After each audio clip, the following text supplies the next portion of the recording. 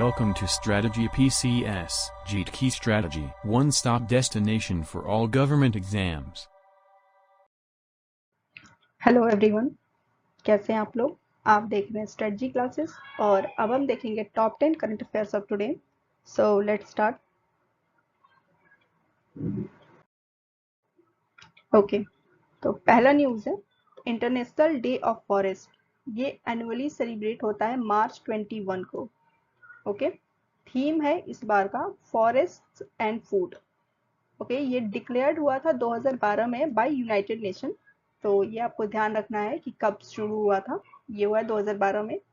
ये एम करता है to raise awareness about the importance of forest and it also highlights the role of forest in food security, encourages sustainable forest management. ठीक है, तो 21 March को मनाया जाता है international day of forest. Okay, next देखते हैं। Okay, so this is Heathrow airport closure. तो इसका लोकेशन है लंदन में और इसको बंद किया गया था for 24 hours because of fire eight power sub station. But ये वापस से रिज्यूम हो चुका है, यहाँ की फ्लाइट्स वगैरह सब कुछ रिज्यूम हो गई हैं and it is functional now. Okay, so 20 मार्च को मनाया जाता है वर्ल्ड स्पैरो डे। अभी हमने देखा कि 21 मार्च को क्या मनाया जाता है, इंटरनेशनल फॉरेस्ट डे। उससे एक दिन पहले मनाया जाता है वर्ल्ड स्पैरो डे। ठीक है, this raises awareness about declining sparrow population.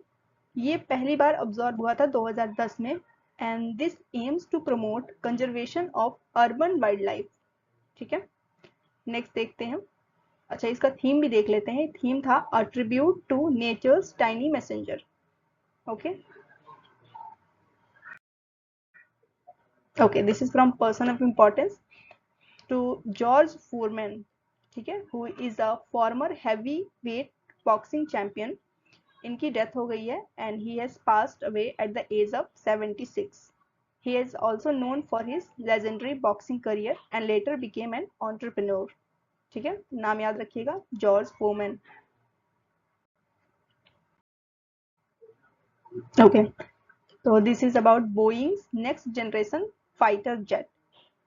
Boeing बना रही है इसको एंड ये डेवलप कर रही है F-47 fighter jet for the US air force. ठीक है, नाम ध्यान रखिएगा, F-47, और ये रिप्लेस करेगा F-22 रैप्टर को। ठीक है, ये दोनों नाम इंपॉर्टेंट है and this is expected to be the most advanced combat aircraft. Okay, okay, again sparrow day के दिन ही मनाया जाता है इंटरनेशनल हैप्पीनेस डे 20 मार्च को। इस बार का थीम है caring is sharing. Okay, this promotes global happiness and wellbeing and recognised by United Nation as well. ठीक है, इंटरनेशनल भी है और ये रिकॉग्नाइज्ड बाय यूनाइटेड नेशन भी है। ठीक है, this encourages compassion and generosity, focuses on helping others to spread happiness. Okay, next देखते हैं। ओके, सो कॉमनवेल्थ गेम्स जो कि 2030 में होगा, इंडिया बिड कर रहा है इसके लिए to host this event in our country. ठीक है, it has proposed Gujarat as the hosting state and this aims to bring prestigious international sports to India. Okay, India has never hosted this game before. ठीक है, 2010 में होने वाला था but हो नहीं पाया था। ठीक है, तो let's see what happens. Okay, Indian open throws competition 2025, ये विमेन डिस्कस थ्रो स्पोर्ट्स है और इसकी विनर है सीमा। ठीक है, गोल्ड मेडल विनिंग डिस्टेंस जो है वो रहा है 56.39 मीटर्स और ये गेम हेल्ड हुआ है नावी मुंबई में। ठीक है, तो you should remember the name. Winner जो है वो सीमा है और प्लेस जो है वो है नावी मुंबई।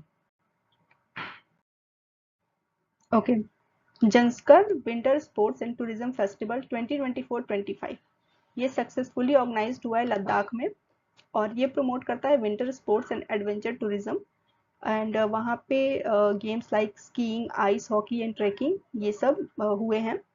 ये शोकेस करता है लद्दाख के रिच कल्चर और ट्रेडिशन को और also aims to boost tourism and local economy. ठीक है, तो गेम का नाम याद रखिएगा, Zanskar winter sports and tourism festival. Okay, तो ये है Akashvani Mysuru 90th anniversary. Akashvani Mysuru has marked 90 years of broadcasting. Mysore का जो आकाशवाणी है उसका 90 ईयर्स कंप्लीट हो गए हैं।